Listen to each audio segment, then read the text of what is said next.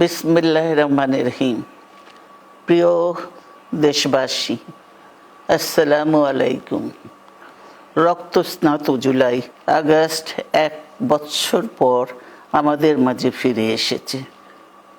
দীর্ঘ 16 বছর ফ্যাসিস্টদের নির্মম অত্যাচার, নির্যাতন, গ্রেফতার, হত্যা, খুনের মাধ্যমে গণতন্ত্রকে ধ্বংস করে এবং এক দলীয় শাসন ব্যবস্থা চিরস্থায়ী করতে চেয়েছিল আওয়ামী শাসক গোষ্ঠী।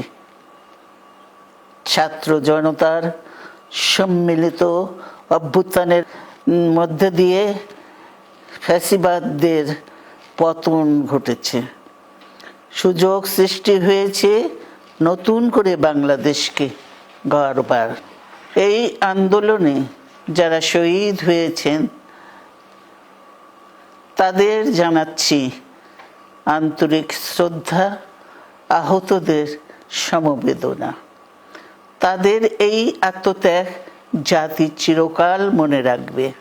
গুম, খুন, বিচার বহির্ভূত হত্যার শিকার যারা হয়েছেন তাদের তালিকা প্রস্তুত করতে হবে। দ্রুত বিচারের ব্যবস্থা ও রাষ্ট্রীয় স্বীকৃতি নিশ্চিত করতে হবে। প্রতিটি পরিবারের সম্মানজনক পুনর্বাসন ও নিরাপদ ভবিষ্যৎ নিশ্চিত করতে হবে। প্রিয় দেশবাসী, আমাদের সামনে যে সুযোগ সৃষ্টি হয়েছে নতুন করে গণতান্ত্রিক ব্যবস্থাকে প্রাতিষ্ঠানিক রূপ দেওয়ার, তা আমাদের দ্রুত সম্পন্ন করতে হবে। কর্মসংস্থান সৃষ্টি করতে হবে, জনগণের নিরাপত্তা নিশ্চিত করতে হবে।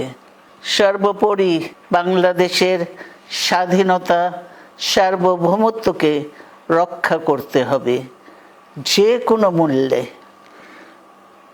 বীরের এই রক্তস্রোত, মায়ের অশ্রুধারা যেন বৃথা না যায় তা নিশ্চিত করতে হবে।